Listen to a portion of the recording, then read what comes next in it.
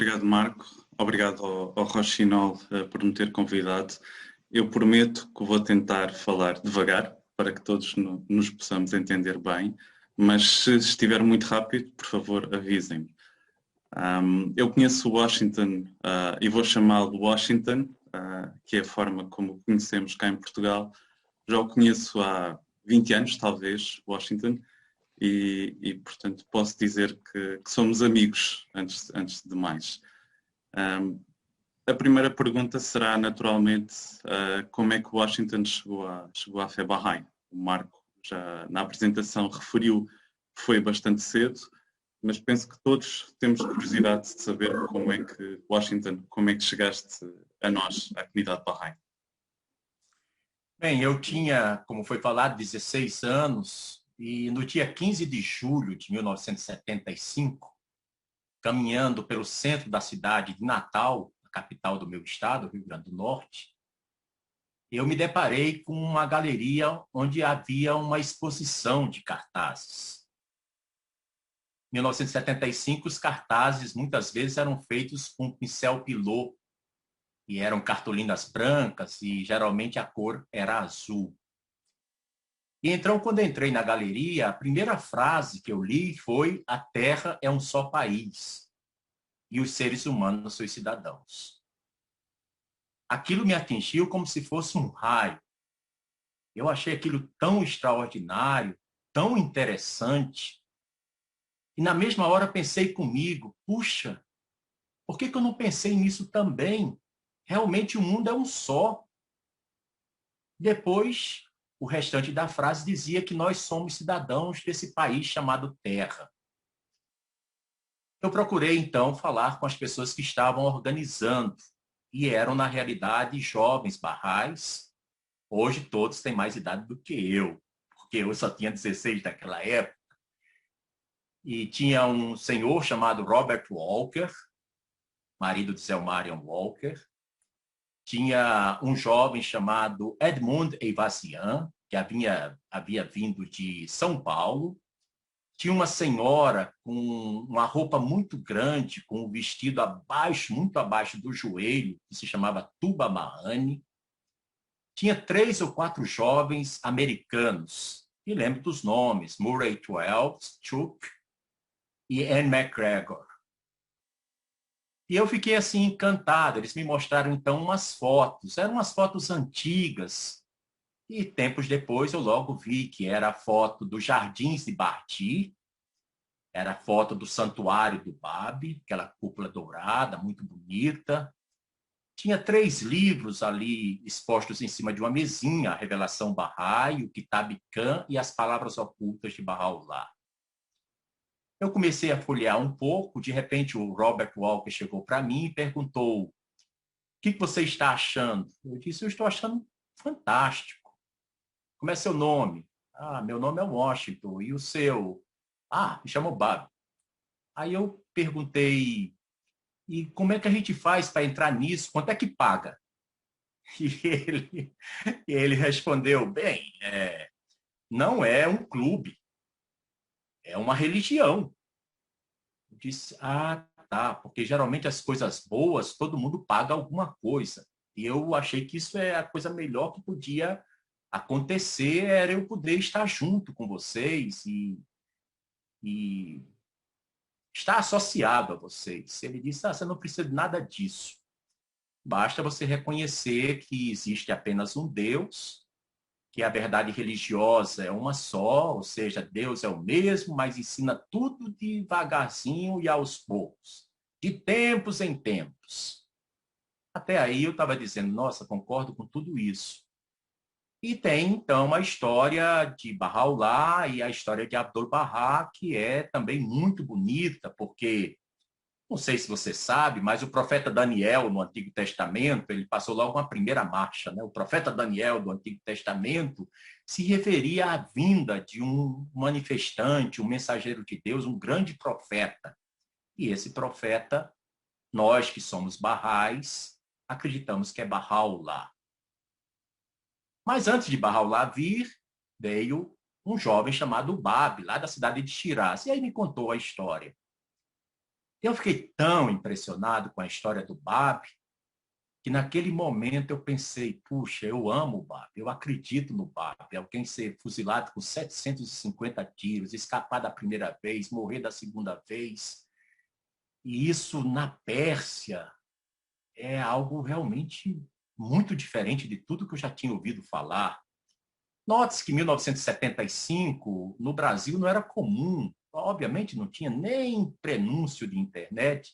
Você falava da Pérsia, você só pensava dos persas, dos medos e dos hititas, do antigo, da história antiga da humanidade, né? De Alexandre o Grande, né? Não, nem me passava pela cabeça que a Pérsia tinha outro nome, era Irã.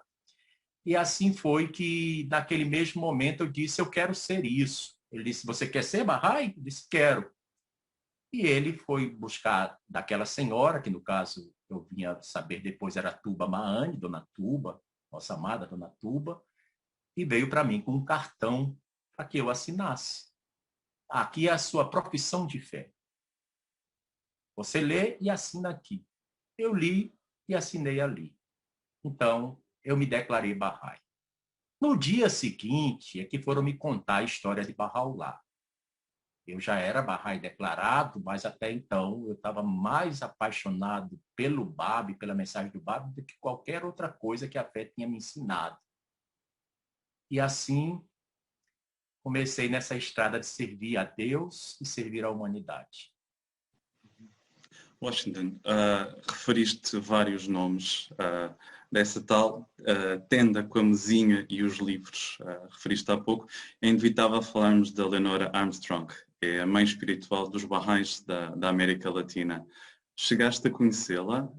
E se sim, como é que foram, como é que foi essa amizade que imagino que se tiverem conhecido se tenha desenvolvido entre vocês?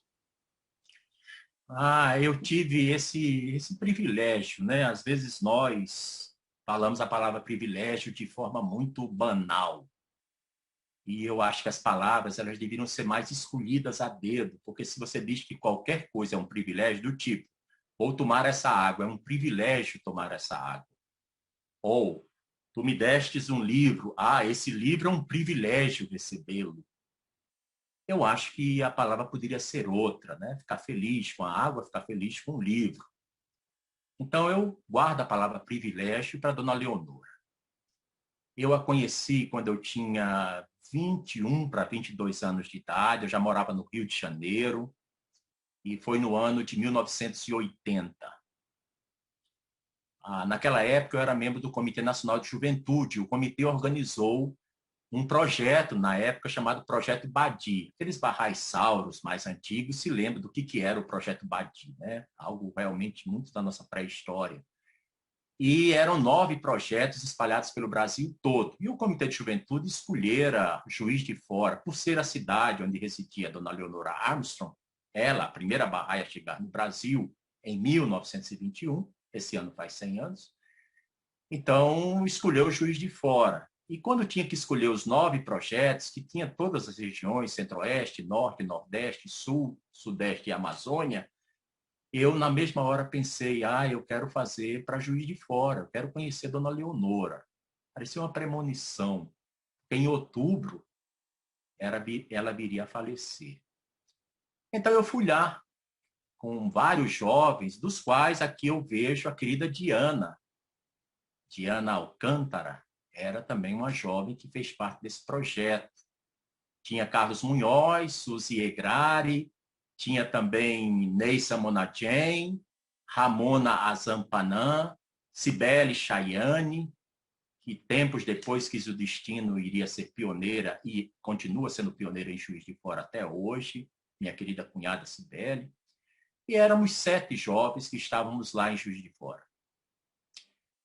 E Dona Leonora tinha que fazer uma palestra naquela tarde. Nós chegamos de manhã e às 4 horas da tarde ela faria uma palestra perto do Parque Halflet, em Juiz de Fora, no Sesc.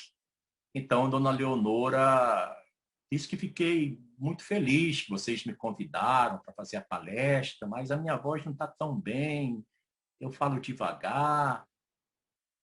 Não sei por que cargas d'água, ela já me conhecia. Então ela falou, eu acho que o Tom deveria fazer a palestra. É jovem, a voz dele é mais alta.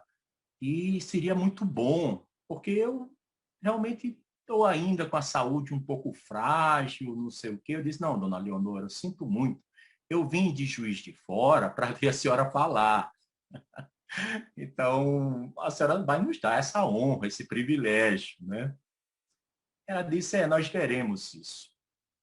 Bem, fomos lá às 4 horas da tarde, com muita dificuldade, ela conseguiu caminhar com a ajuda de 2 amigos até subir o estrado, né? Aquela escadinha. E na hora que ela fala, dá boa tarde a todos, sejam todos muito bem-vindos, eu gostaria de chamar o Tom para fazer essa palestra comigo. Aquilo me deixou totalmente desarvorado. Primeiro porque eu sempre tive uma imagem de Dona Leonora como os católicos têm de uma santa. Eu venho de uma tradição muito católica. E segundo, porque ela não tinha combinado nem isso comigo. E terceiro, eu achei que ia ser frustrante para os outros 6 jovens do projeto, porque eles já me conheciam, então não tinha nada a agregar. E ela ficou caladinha, esperando que eu me levantasse e subisse. Então, os jovens, alguns falaram, Tom, vai, Dona Leonora, quando pede, é uma ordem, vai lá. E aí eu fui, e aí nós fizemos a palestra juntos. Depois nós voltamos à casa dela, de noite nós voltaríamos, cada um terminava o projeto, era praticamente 2 dias, sexta e sábado. E aí teve um fato muito interessante que eu compartilho com vocês agora. Dona Leonora pegou uma maçaroca de papéis, uma pilha assim, com barbantes amarrados, né?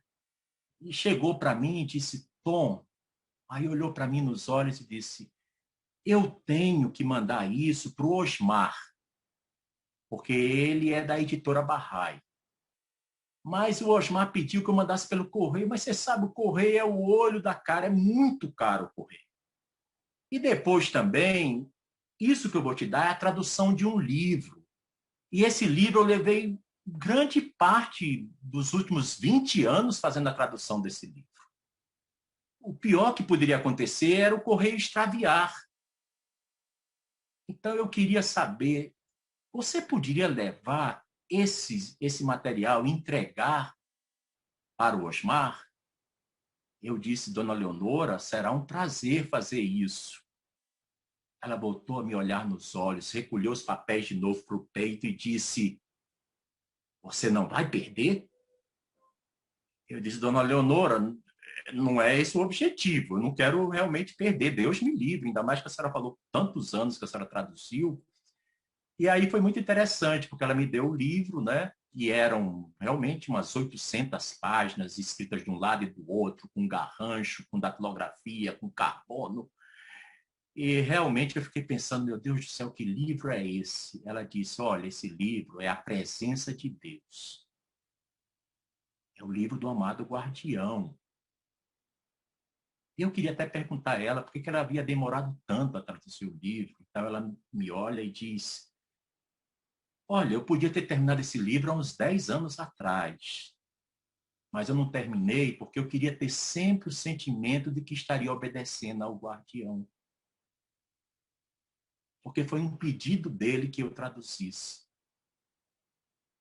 Eu disse, puxa, dona Leonora, é muita responsabilidade. Eu acho que a ideia do correio também me parece muito bom. Não, de maneira alguma. Eu confio em você. A única coisa que você vai prometer é que você não vai perder. Disse, tá, eu prometo. Meio sem graça. E fomos para a rodoviária para pegar o ônibus para o Rio de Janeiro. Os que voltavam para o Rio com outros jovens de lugares diferentes, como São Paulo, Tiana estava junto, Neissa, também de São Paulo, estava junto. E só ficou lá o pessoal que era de Minas, né? No caso, Cibele voltou para Belo Horizonte, Ramona ficou mais uns dias com a Lia Fadigas, creio que a Lia estava presente lá em Juiz de Fora. E aí nós compramos as passagens. Eu me lembro como se fosse hoje. Compramos as passagens e embarcamos no ônibus. Os jovens estavam querendo descobrir entre eles quem iria se sentar comigo, porque a ideia era poder abrir o material que a dona Leonora estava dando e começar a ler um pouquinho, aquela curiosidade de jovem Bahá'í, né? E eu fiquei assim, bem, eu também estou doido para ler, eu sou muito curioso, eu quero saber como é que foi a tradução, porque é um livro fantástico. A gente já tinha lido uma selecta, né, uma compilaçãozinha pequena desse livro.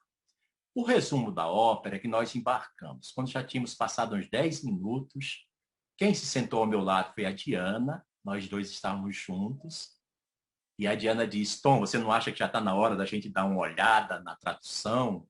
Eu disse, eu acho que já. Aí me levantei para buscar o material que estava naqueles encostos em cima do ônibus. Para minha surpresa, parecia que o chão desapareceu dos meus pés. O pacote não estava lá.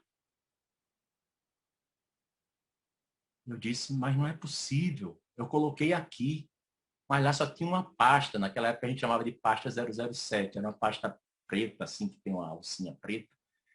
E aquela era a minha pasta com materiais do projeto. Aí eu entrei em pânico, né? Comecei a chorar, comecei a fazer oração de removedor de dificuldades.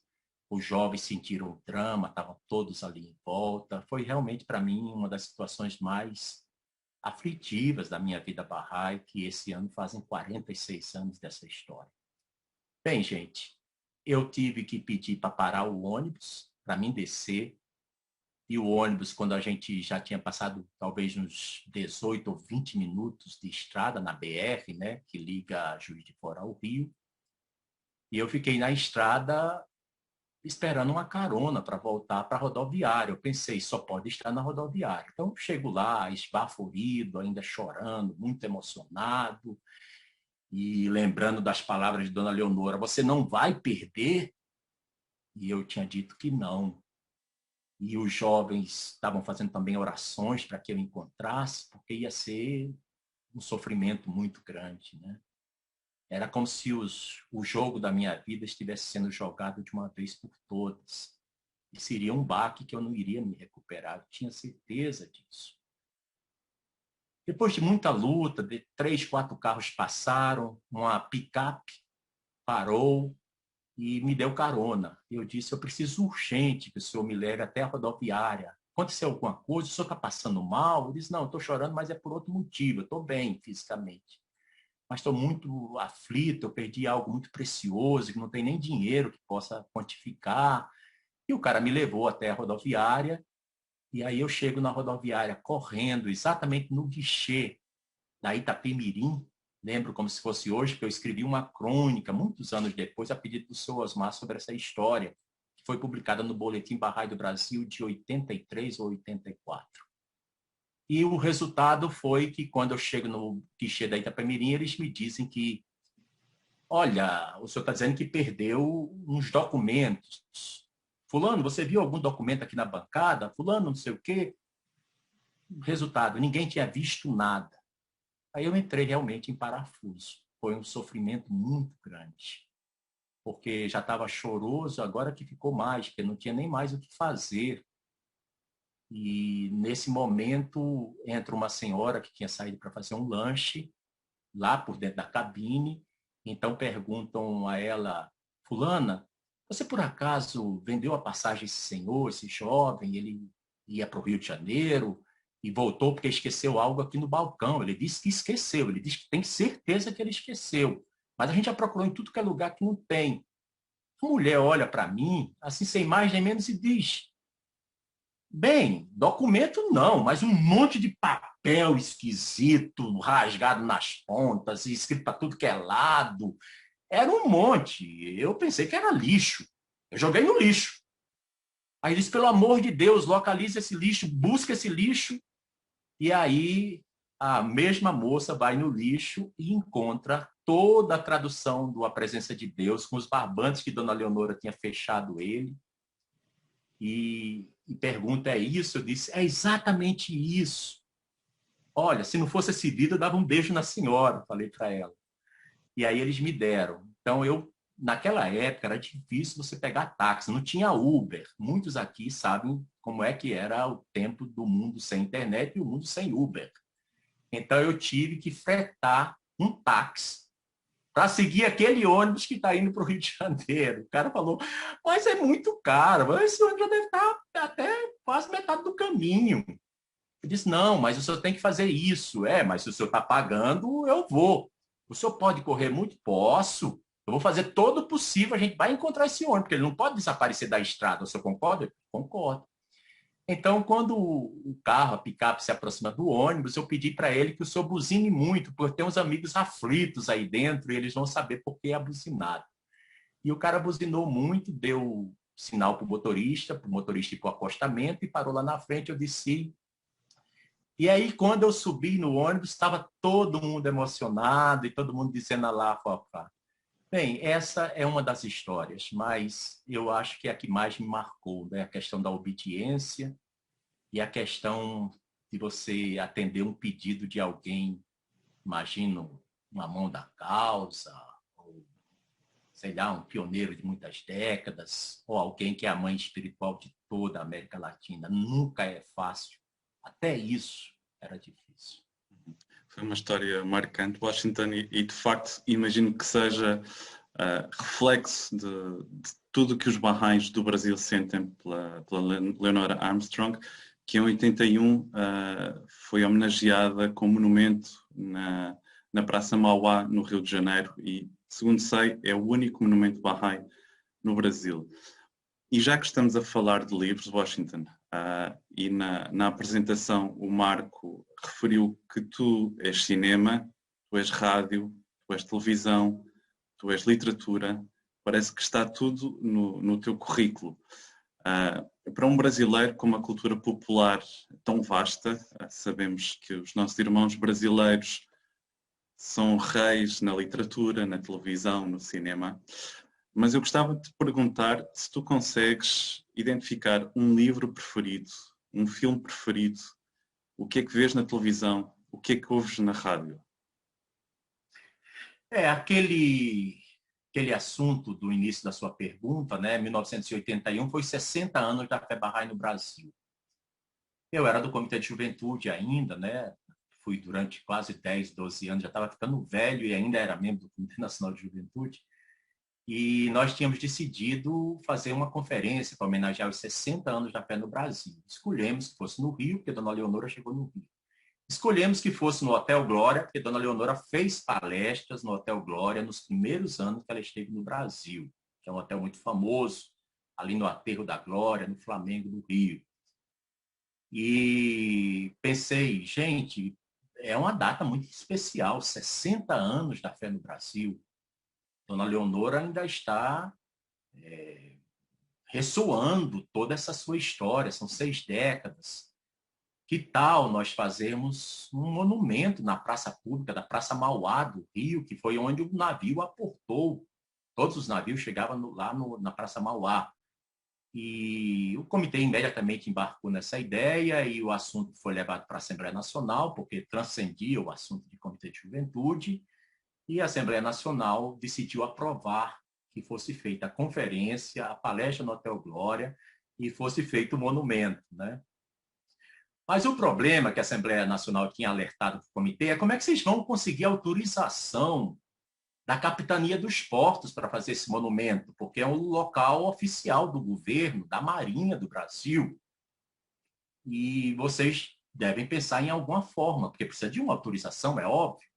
Bem, o comitê indicou que eu fosse procurar o almirante, que era o comandante da Capitania dos Portos da Praça Mauá. Fui lá e consegui uma audiência para 2 dias depois. 2 dias depois eu fui de novo lá, o almirante me recebeu e disse, o senhor já tinha feito uma correspondência dizendo que era para ter um monumento sobre a religião Fé Bahá'í, né? E eu queria saber mais detalhes. Eu expliquei, porque em 1921, 1º de fevereiro, chegou uma jovem chamada Leonora Armstrong, que tinha 25 anos, e nós queríamos homenagear 60 anos depois da chegada dela, e seria algo maravilhoso, porque ela trouxe a mensagem de unidade, de paz entre os povos. Fiquei muito empolgado até, eu acho.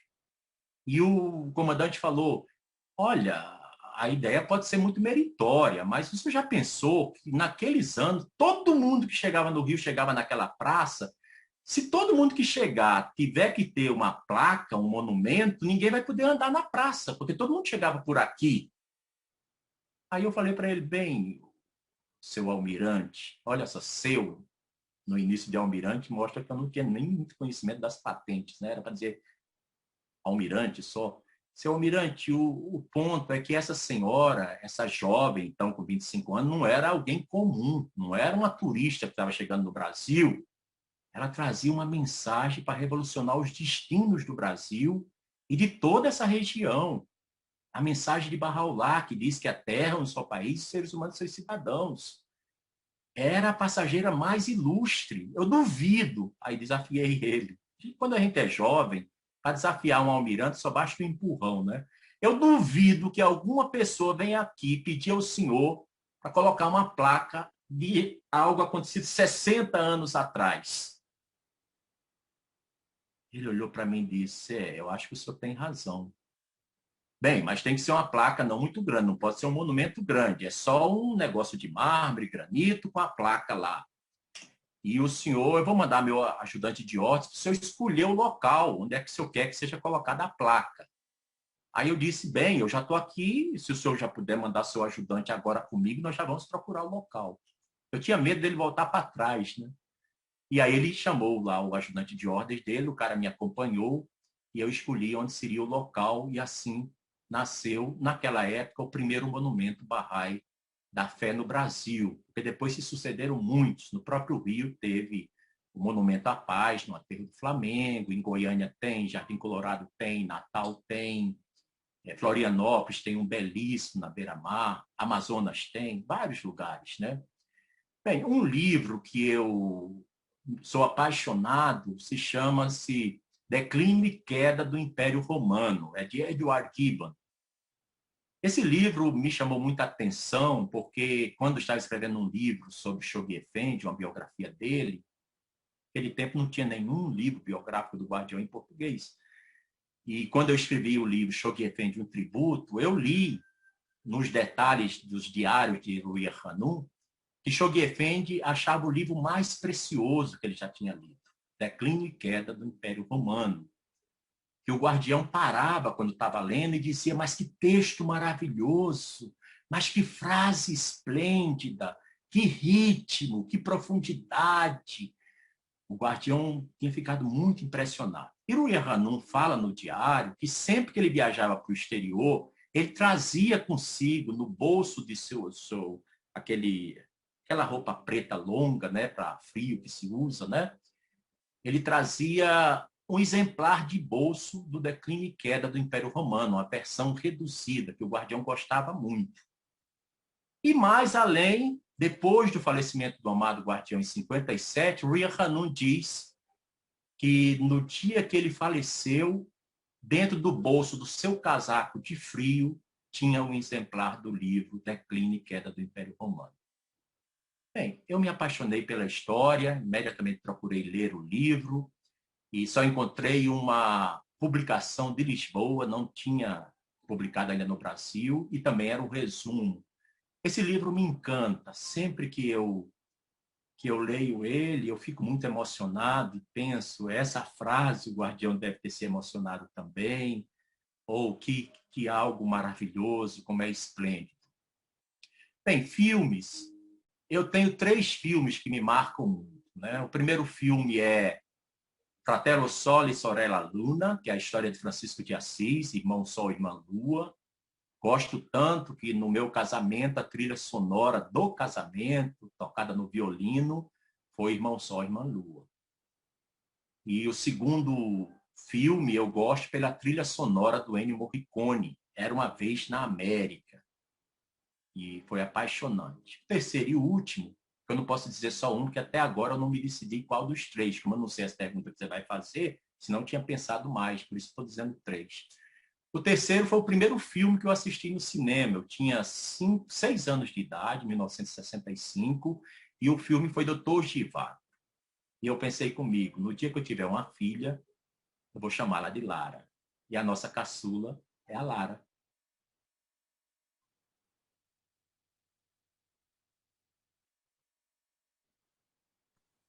Antes de ser jornalista, tu cursaste Direito.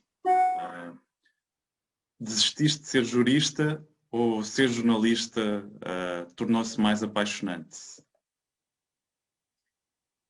Poxa, Pedro, você realmente. Agora eu sei por que que as pessoas gostam de saber quais são as perguntas. Porque é uma pergunta maravilhosa. Cada uma que você está fazendo é muito inspiradora, né? E isso traz o frescor, né? Da espontaneidade. Isso realmente mostra quão maravilhoso é você como jornalista também, não apenas como pessoa. Bem, o meu sonho era fazer direito, isso antes de ser Bahá'í.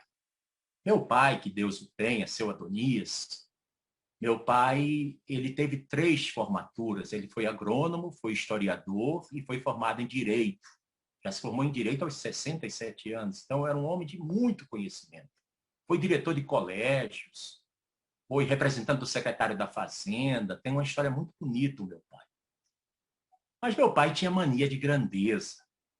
Então, quando os filhos nasceram, ele colocou no meu irmão, que era mais velho 1 ano do que eu, apenas 1 ano, faleceu agora em 2019, ele colocou o nome de Abraham Lincoln. Eu acho que o Adonias pensava, este aqui vai ser presidente, não sei o quê. E o segundo nome, meu pai colocou Washington Luiz, também nome de presidente. Muitos anos depois, eu perguntei ao meu pai por que ele escolheu Abraham Lincoln e Washington Luiz para serem irmãos, né? Porque os dois eram presidentes, um presidente dos Estados Unidos e outro presidente do Brasil.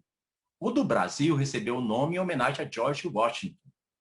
E eu recebi em nome desse outro presidente, que é o Washington Luiz. Bem, meu pai me dizia que achava que ele não tinha colocado filhos no mundo para ser qualquer coisa. E que ele esperava que o meu destino fosse ser membro do Supremo Tribunal Federal do Brasil. Eu disse, pai, eu pensei que você ia querer que eu fosse político, porque é nome de político. Não, não, mas com o tempo eu pensei melhor. Acho que você tem uma cabeça para ser um grande jurista, um bamba. Falou desse jeito, que era uma expressão bem nordestina. E então eu fiquei fazendo direito. E fiz direito durante 4 anos, mas não me formei. Quando eu descobri que eu estava fazendo direito, não porque eu queria, mas era para atender um capricho do meu pai. E eu tinha que procurar qual era a minha praia. E aí eu descobri que a minha praia era comunicação escrita, comunicação de cinema, da fala. E assim foi que eu me enveredei, já com 40 anos de idade, para fazer jornalismo, né? Então, eu fiz direito quando eu entrei na faculdade Cândido Mendes, no Rio de Janeiro, em 1979. Eu tinha 20 anos de idade e saí da Universidade de Santa Úrsula, do Rio de Janeiro, quando eu tinha 23 anos e meio. Faltava só 1 ano para terminar o curso. E um hiato de quase 18 anos depois, quando eu chego em Brasília, aí eu digo, sabe do negócio? Já tinha até 3 filhos nascidos, a Larinha tinha acabado de nascer 4, e aí, então eu resolvi fazer jornalismo. Quando terminou o jornalismo, resolvi fazer o mestrado. Bem, o cinema, Pedro, surgiu por uma questão simples. Depois de um tempo, quando a gente se declara Bahá'í, a gente tenta moldar a vida da gente aos interesses da causa de Deus. Porque a gente descobre que a vida da gente é muito curta. E é muito lamentável a gente desperdiçar a vida da gente com a gente. Pelo menos a gente use a vida da gente para algo que seja útil. E quando eu estava em 2006, quando eu fiz o mestrado em cinema, eu escolhi o cinema porque não conhecia cineastas barrais. Pelo menos na América do Sul não conheci nenhum. Podia ter até na Europa ou nos Estados Unidos, mas eu também não conhecia. Então eu pensei, eu vou fazer cinema porque um dia eu vou querer dirigir vídeos, filmes, roteiros e vou poder incluir a fé. Então, falando do Washington, falando do jornalismo, é jornalista há muitos anos, eu há um pouco menos do que tu. Ser jornalista hoje é muito diferente do que era quando começámos. As redes sociais vieram baralhar um bocadinho a forma de trabalhar. Concordas? Concordo. Os problemas hoje do jornalismo é impressionante como estão relacionados com o que Deus revelou através da língua, do poder e da grandeza. É óbvio que estou me referindo a Bahá'u'lláh, porque esse é um título dele. a língua da grandeza e do poder. É uma referência direta aos atributos de Bahá'u'lláh como manifestante de Deus. Bahá'u'lláh diz que a mais amada de todas as coisas é a justiça. E diz que a base de todas as virtudes é a veracidade, é a verdade.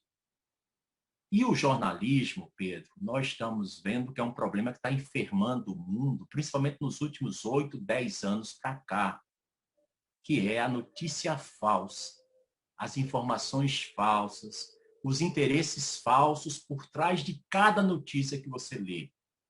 Não à toa que um professor meu me disse uma vez que, às vezes, num jornal impresso, a única coisa verdadeira é a data do jornal.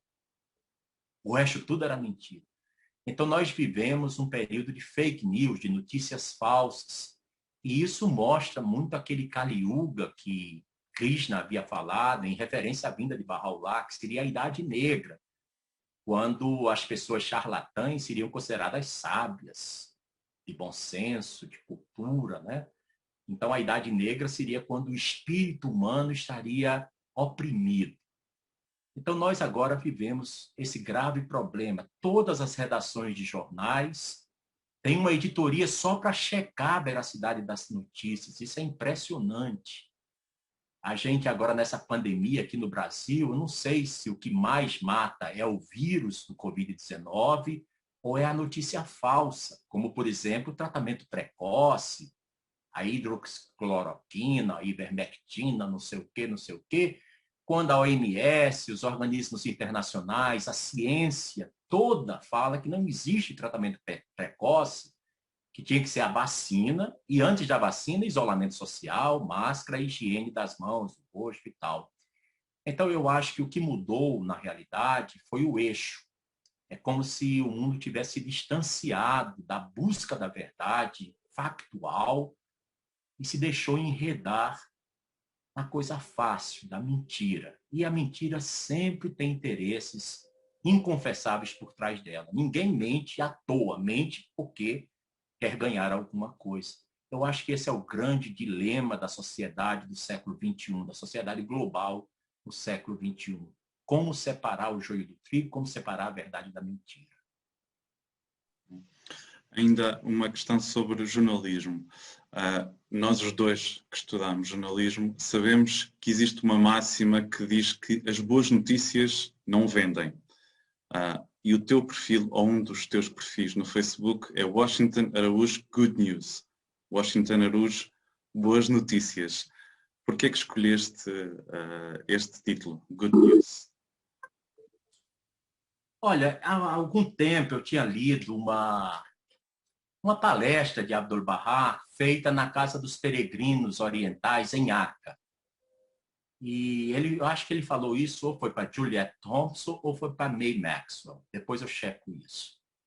Mas o amado mestre, ele falou o seguinte, ele diz que não é só doença que contagia, saúde também contagia. Mas ele diz que a doença contagia mais porque o contágio é mais rápido, enquanto que a saúde contagia menos porque não é tão rápido o contágio e ele demora um pouco.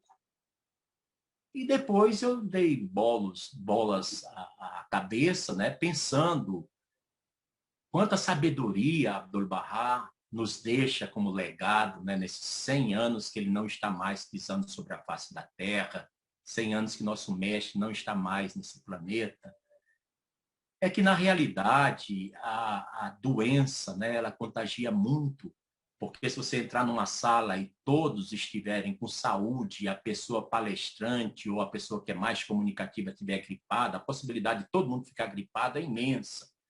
Enquanto que se você entrar numa outra sala, onde todos estão gripados, e você, como palestrante, ou como quem tenha mais comunicação, entra com saúde, você vai ver que talvez poucos rapidamente sejam curados pela saúde. Então, eu gostei muito dessa frase de Abdu'l-Bahá, né, que não é apenas a doença que contagia, a saúde também contagia. E comecei a observar que as redes sociais estavam sendo um nicho de ódios, de haters, um nicho de maledicência, de pornografia, de todos os valores decadentes. E como Bahá'í, a gente lê as mensagens do Rizvan da Casa de Justiça e a casa fala que nós devemos procurar trazer um contraponto ao mundo, trazer a luz de Bahá'u'lláh adaptado aos problemas que o mundo enfrenta. E aí eu pensei, bem, eu vou ter uma participação nas redes sociais, vou procurar apresentar as ideias Bahá'ís, ou aquilo que eu acho que são as ideias Bahá'ís. Porque também não queria me contentar apenas a ficar transcrevendo trechos das escrituras. Eu queria, de forma jornalística, contextualizar uma palavra oculta com um problema que saiu na TV Globo, que saiu na RTP, ou que saiu no Le Monde Diplomatique. Então, essa foi a ideia. Então, daí, eu já tinha um perfil que já tinha enchido com 5.000 pessoas, que era o Washington Araújo, e eu vi que toda a vida eu tinha que recusar tanta gente que eu queria ser amigo, né, e não podia. Aí me disseram, ô, Tom, cria um outro perfil, chama de Washington Araújo 2. Aí eu disse, não vou fazer 2, porque de repente quem já está lá vai também entrar aqui. Então, eu vou chamar de Good News, boas notícias. Então, a ideia é não ficar falando dos problemas, falar das soluções que a Fé Bahá'í apresenta. Uhum. Saltando para o teu canal de YouTube, Papo Cabeça, Papo Coração. Às vezes é complicado não dizer a primeira coisa que nos vem à cabeça, falar com o coração e não com a cabeça. Olha, eu sofro muito com isso. Quem me conhece sabe que eu não sou essa Coca-Cola toda, não. Né? Por exemplo, se provocado, eu respondo. Né? Então, se eu estou numa comissão do Senado sobre direitos humanos e vejo que o projeto de lei ataca os direitos dos povos indígenas que são vulneráveis, eu, de alguma forma, tenho o uso da palavra representando a nação indígena dos Yanomamis, por exemplo, por ter amizade com vários chefes indígenas. E lá eu deito a visão Bahá'í, né, de que se os índios forem adequadamente educados, serão a causa da iluminação de todo o planeta. Então eu digo isso de todo o meu coração. E são muitas e muitas as situações em que eu digo exatamente o que eu estou sentindo, o que eu penso. Isso já me levou muitos dissabores, como, por exemplo, estava ensinando a fé há muito tempo atrás aqui em Brasília, ainda nem morava aqui, não era nem casado, foi em 78, e um pastor evangélico estava vendo a exposição Bahá'í. Naquela época eram cartazes já bonitinhos, tinham moldura, era azul celeste com preto, os desenhos muito bonitos. E tudo que eu falava, o pastor rebatia, ele nem queria que eu terminasse de falar. Ele já ia dizendo que era um falso profeta, que isso está errado, que isso não pode, cadê o nome Jesus aqui? Eu disse, mas Jesus é Bahá'u'lláh. Como é que você não consegue ver isso? Eu não consigo porque eu não estou vendo. Ele diz, não, você não consegue ver porque o ego do senhor é do tamanho do pão de açúcar no Rio de Janeiro. Claro, isso criou um problema, porque o Peima Milani era então um jovem bem mais novo do que eu, né? Disse, não, Tom, se acalme um pouco, não sei o que, eu vou conversar aqui com o pastor.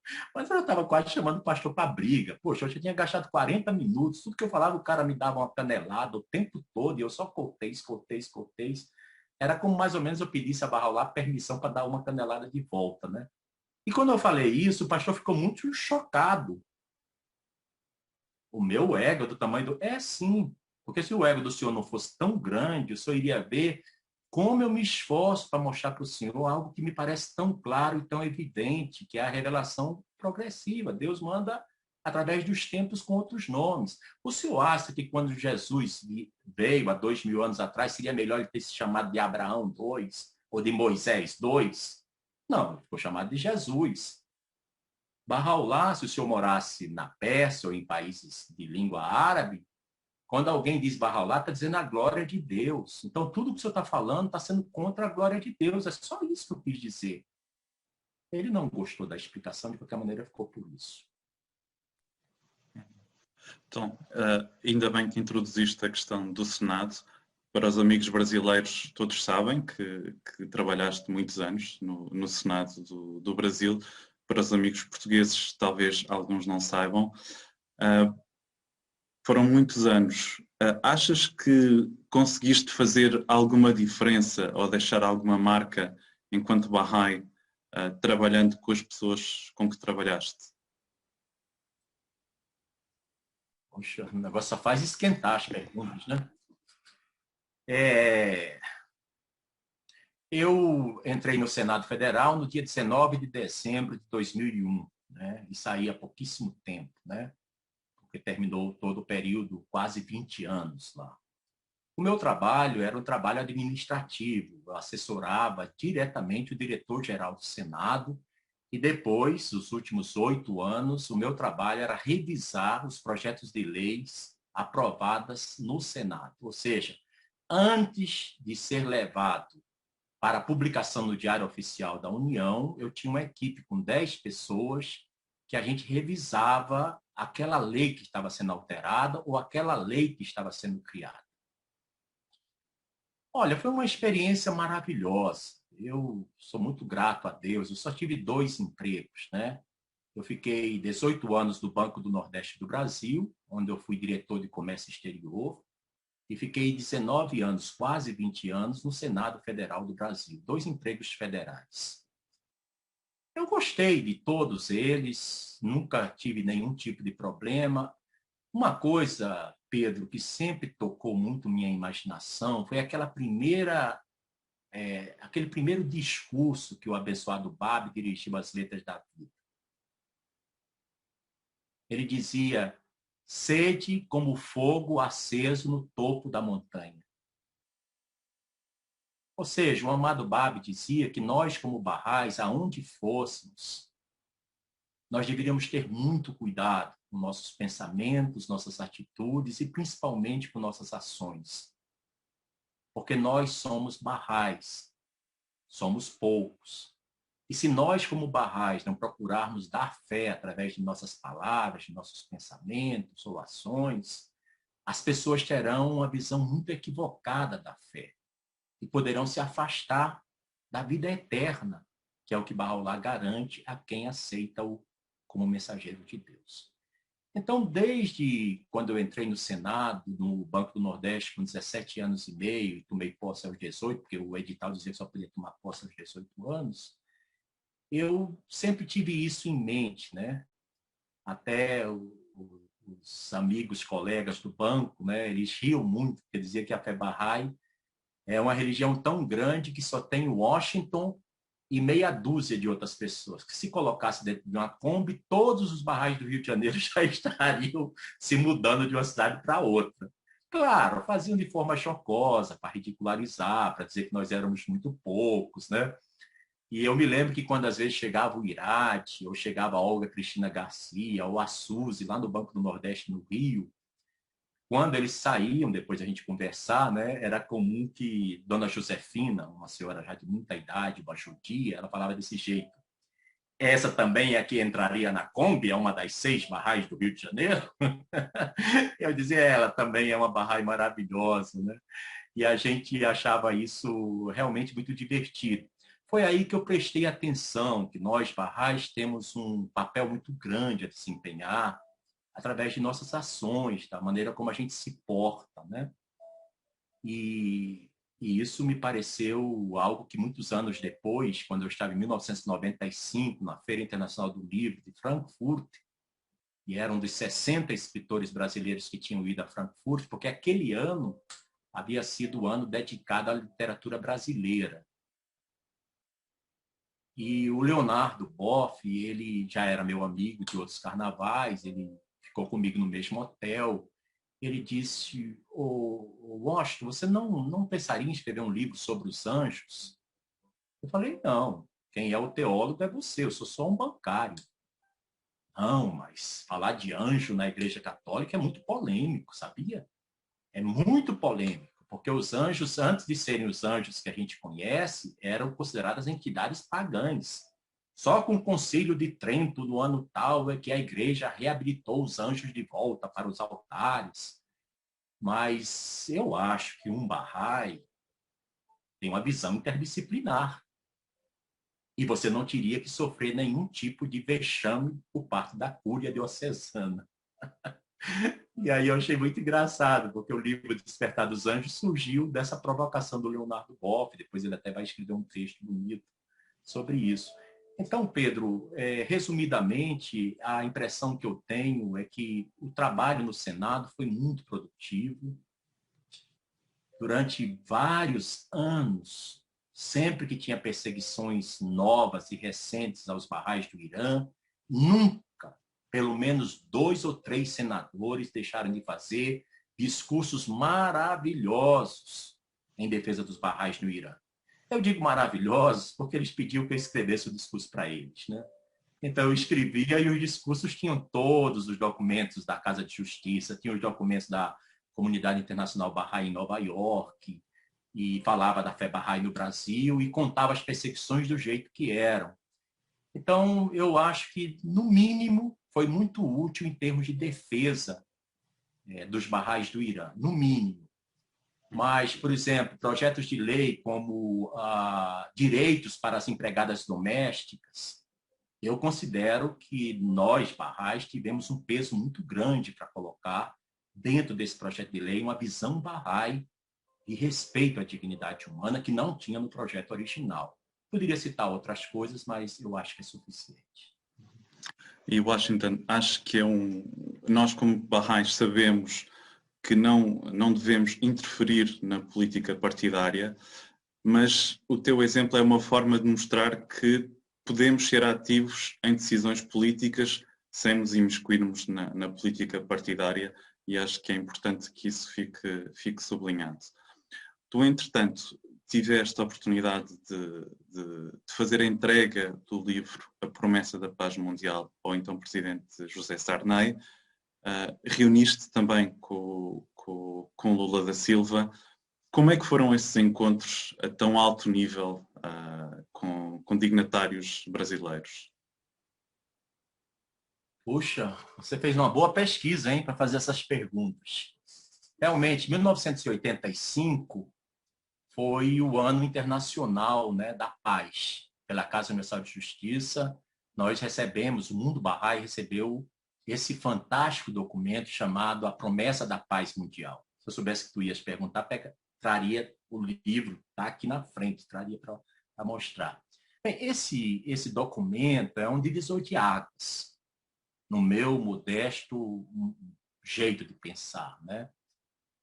E em 1986, eu era o secretário nacional, secretário da Assembleia Nacional. Muita gente acha que a vida inteira eu só fui tesoureiro, mas eu também fui secretário.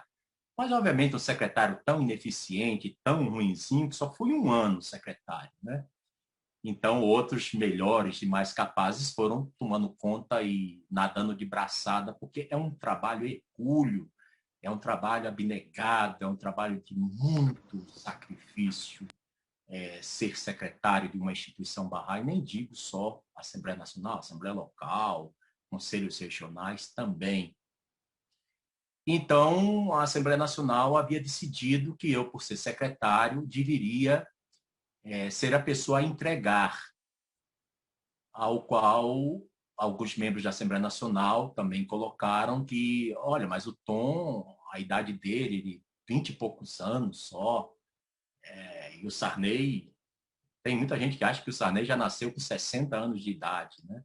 Por causa da idade dele, né? E o Sarney talvez desse muita atenção também a uma pessoa mais de cabelos brancos, tal, né? Então, a Assembleia Nacional sabiamente decidiu incluir Dorian Ferrari de Seabra, o queridíssimo Dorian, que Deus o tenha, que era membro da Assembleia Nacional. E a Assembleia também achou sabiamente que era interessante que tivesse uma mulher, que fossem 3. O Tom como secretário entrega, o Dorian Seabra como membro da Assembleia Nacional, na época ele era vice-coordenador da Assembleia, brasileiro, e a Angélica Bastos, também que Deus a tenha, né? Então foi essa a equipe que foi. E a Assembleia cuidou que fosse 3 brasileiros.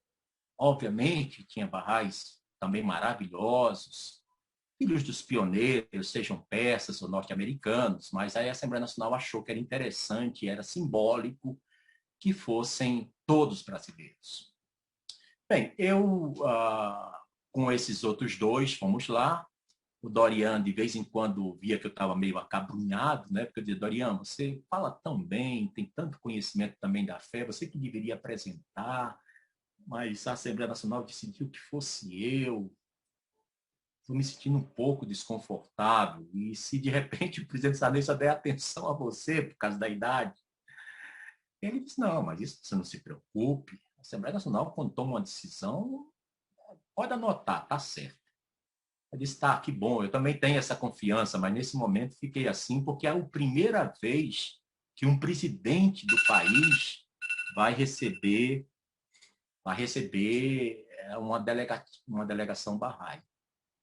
Bem, então eu entrego ao Sarney, do meu lado fica a Angélica, do outro lado fica o Dorian, e o prazo que eles colocaram para a audiência do presidente eram 15 minutos. Bem, desnecessário dizer que foram mais de 40 minutos. Para ser exatos, foram 43 minutos a audiência com o presidente. E ele ficou encantado com a fé. E foi muito assim, emocionante, porque muitas coisas que ele perguntou, eu respondi citando versos da Epístola de Armado, o que deixaram tanto a Angélica como o Dorian muito emocionados, né? Porque o presidente lá para as tantas pergunta, mas quem é Bahá'u'lláh? E eu falei, é aquela beleza antiga, predita nos livros dos mensageiros, por quem se distinguirá a verdade do erro, presidente, e se mostrará a verdade de todo o mandamento. Só para você ter uma ideia, presidente Sarney, Bahá'u'lláh é a árvore da vida, através de quem os frutos de Deus são gerados. Então, a entrevista quase toda foi usando palavras sagradas. E no final, ele ficou muito assim, comovido com a expressão da Casa de Justiça. Vocês não viram e nunca mais vão poder ver. Mas a amada Casa Universal de Justiça, sempre tão perfeita em tudo que faz, ela confeccionou edição especial, num tamanho grande, com capa de couro carmesim, com aquela florzinha de 19 pétalas em baixo relevo. Aí dentro tinha um papel celofane, uma caixa tão maravilhosamente para colocar a mensagem e uma carta da Casa de Justiça ao presidente da República, né? Anexando aquele presente. Era um presente, não era um livro, era um presente, algo muito, muito, muito distinto, muito precioso. E o presidente ficou muito encantado, porque era da Academia de Letras, gosta de livros. Eu acho que ele ficou muito sensibilizado também pela qualidade, pela impressão, pela beleza. Tudo isso tocou ele. Eu notei que ele revirava as páginas, voltava, olhava de lado, olhava de banda, abria no meio. E, de repente, começava a ler uma frase. Ele abria e começava a ler uma frase. E eu pensando comigo, ô, Bahá'u'lláh, tá tomando conta da reunião. Que bom, Bahá'u'lláh, porque era ele que fazia a reunião e se alongando, talvez já enfastiado de tanto assunto que não tem nada a ver que ele tinha que tratar, e para ele estava sendo um oásis, né? E lá para frente ele diz, é para ter a paz mundial e vocês já me explicaram que é para a unidade do gênero humano. Como é que vai ser essa unidade? E aí eu concluí dizendo que ele tinha uma grande oportunidade de seguir o exemplo da Europa, que estava fazendo o processo da Europa Unida, iniciado com De Gaulle em 1957. E que aqui, para a América do Sul, quem sabe se eu pudesse criar uma comunidade econômica, uma comunidade de países da América do Sul. E ele imediatamente tomou nota disso, né? Eu sei que poucos meses depois nasceu o Mercosul. E entre nós, membros da Assembleia Nacional, a gente diz, puxa, isso teve realmente a visão Bahá'í, porque não vai ter a unidade mundial se antes não tiverem os processos continentais. Bem, essa é a história. Com o Lula, eu não vou poder me alongar, mas também foi uma experiência muito bonita. Ele queria saber, assim, a equipe que foi, né, a comitiva, foi seu Chapur, o querido Jorge Guerreiro, que era o coordenador da Assembleia Nacional, o Irade Roberto Egrari, secretário de Assuntos Externos, a Vênus Pezes, que cuidava da questão de meio ambiente, e eu. Então, éramos nós, Bahá'ís, e tudo tinha sido organizado entre o Luiz Buchiquem, que Deus o tenha, grande amigo da fé, com Gilberto Carvalho, chefe da casa, que viria a ser o chefe da Casa Civil do presidente Lula. E ele queria saber o que os Barrais acham que deveria ser a coisa melhor que ele poderia fazer no governo dele. Nós fechamos num ponto, que o melhor seria ele buscar elevar a autoestima do povo brasileiro. E ele ficou assim, embatucado. Ele se referia ao Gu Shiken como China. O Gu Shiken é japonês, todo mundo sabe, mas a gente achava engraçado. E ele falou assim, China, mas como é que a gente coloca de forma prática, como é que eleva a autoestima do povo brasileiro, né? Então a gente deitou uma série de conversas. O Jorge Guerreiro, inspiradamente, falou sobre os 7 vales, palavras ocultas, e os outros membros também falaram de vários assuntos. Foi uma reunião mais longa ainda. Eu acho que nós ficamos mais de 1 hora ali reunidos, e foi uma impressão que a gente sentiu que a fé, mais uma vez, tinha transmitido a mensagem de forma muito digna, de forma muito, muito amorosa e, ao mesmo tempo, muito eloquente. Washington, vamos agora falar de ti enquanto autor e escritor. Tens muitos títulos, muito ecléticos, muitas áreas. Só para citar alguns, Macabea vai ao cinema, A Hora da Estrela e a sua travessia da linguagem literária para a cinematográfica, Cuba cantando em lágrima viva, O Despertar dos Anjos, que já referiste há pouco, Sempre te amei, Amar é preciso, ou A Falta que ela nos faz, Diário de uma saudade. De onde é que vem tanta inspiração e tanta imaginação?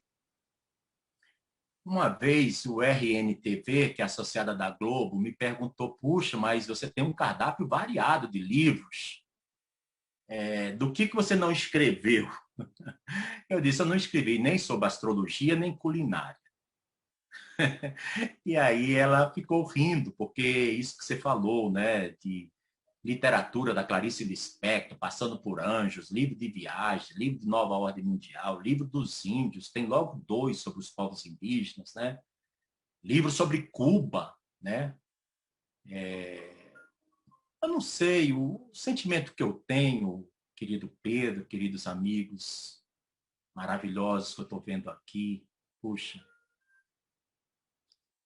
a impressão que eu tenho é a generosidade do nosso Senhor. Em 1983, a primeira vez que eu fui à Terra Santa, na volta nós passamos, nós, no caso eu, passamos por Londres. E você sabe, a gente muito jovem, né? Eu tinha 22 para 23 anos apenas, estava voltando da eleição da Casa de Justiça em 83. E eu tinha ido no Santuário do Babi de Bahá'u'lláh no último dia dessa peregrinação e convenção.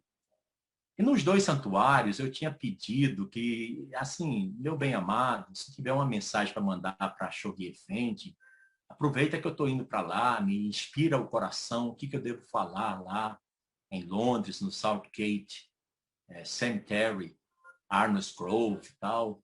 E eu fiquei realmente com aquela sensação dos antigos Sheikh Salman, né, do seu Tahrir, né?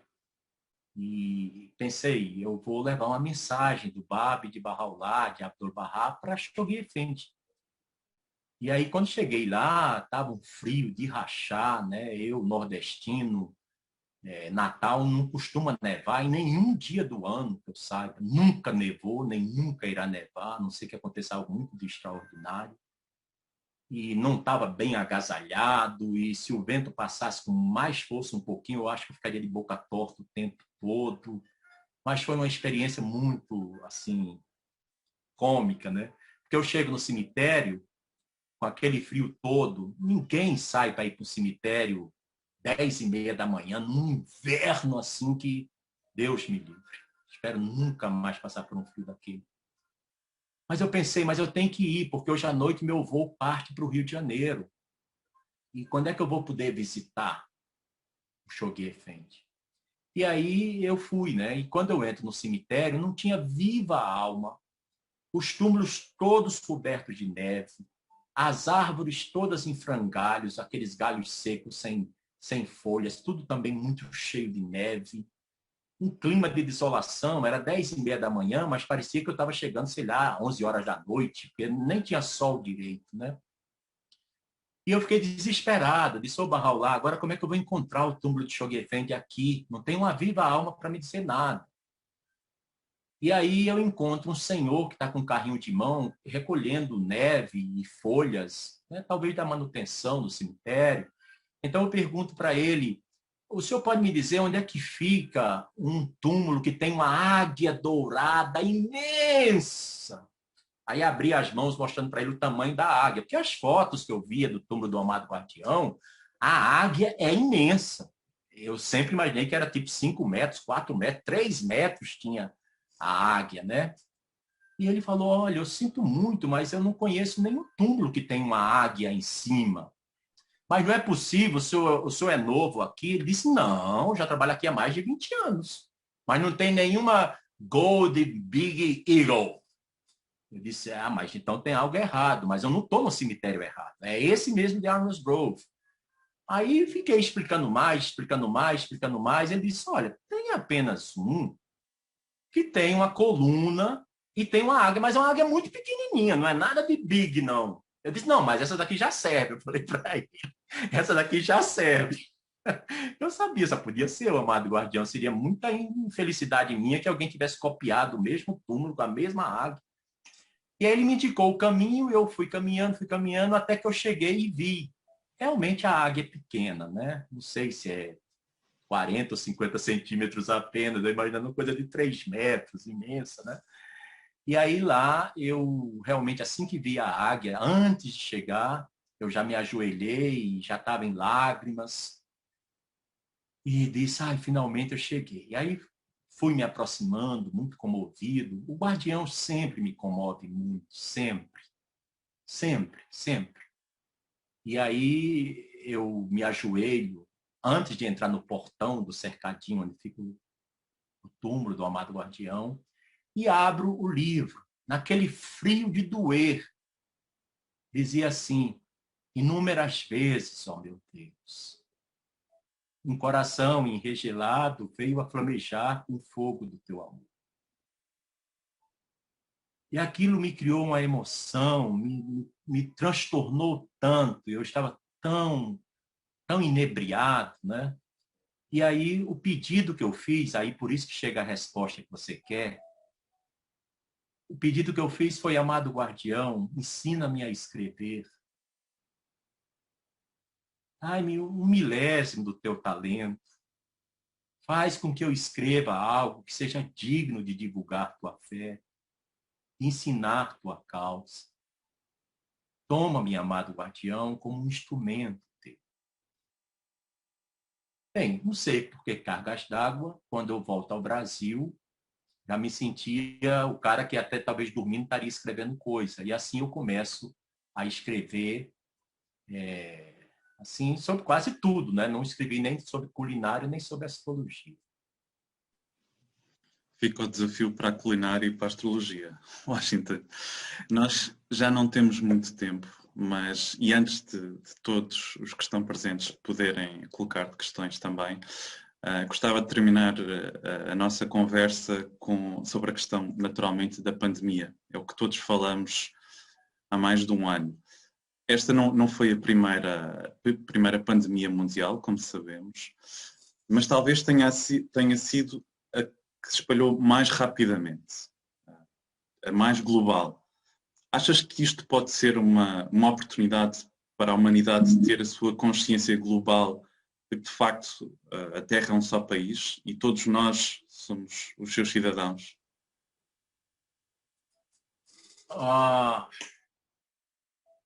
Poucos dias eu estava dando uma entrevista a uma rádio aqui de Brasília, né? E eles me perguntavam, o senhor como jornalista, como é que o senhor acha que chegamos a essa situação pandêmica que envolve o mundo inteiro? Bem, eu fui me socorrer de um livro que eu tinha lido muitos anos atrás, chamado As Nações, de Chogue Effendi. Eu acho que esse livro tem todas as chaves para entender os processos atualmente em movimento no mundo. Eu acredito que a pandemia ela veio para mostrar o grande desequilíbrio que o planeta se encontra. E é um desequilíbrio em todas as etapas. É um desequilíbrio moral, é um desequilíbrio espiritual. No moral, nós vemos a quantidade de subarte que aparece, né? A pornografia, os haters, pessoas que odiam os outros sem motivo, né? Mesmo que tivesse, talvez nem precisasse se odiar. No aspecto espiritual, nós vemos o crescimento do fanatismo, é um grande desequilíbrio. O fanatismo hoje é muito grande. Não é só os xiitas, sunitas, os barrais, nem só os judeus e os católicos. O fanatismo é tão grande que estão se queimando terreiros de candomblé, a sagrada religião de matriz afro-africana, de matriz africana, lá no Rio de Janeiro e na Bahia. Estão queimando os terreiros, os lugares de culto, né? Que mostra que o fanatismo está aqui no Brasil e que a gente não pode fazer vista grossa, porque não é a sede Bahá'í lá em Brasília. Qualquer lugar de culto que for queimado, impedido ou perseguido, é um pedaço de nós barrais que está sendo queimado, perseguido e impedido. Para começo de conversa. Porque nós barrais não temos o direito de sermos seletivos. A gente só defende os nossos. Não pode. Porque é isso que faz o fundamentalismo religioso no mundo. Eles só querem defender a eles. Mas nós barrais temos que defender o todo. Temos que defender a religião eterna de Deus, imutável no passado e imutável no futuro, né? Nós temos um desequilíbrio do meio ambiente.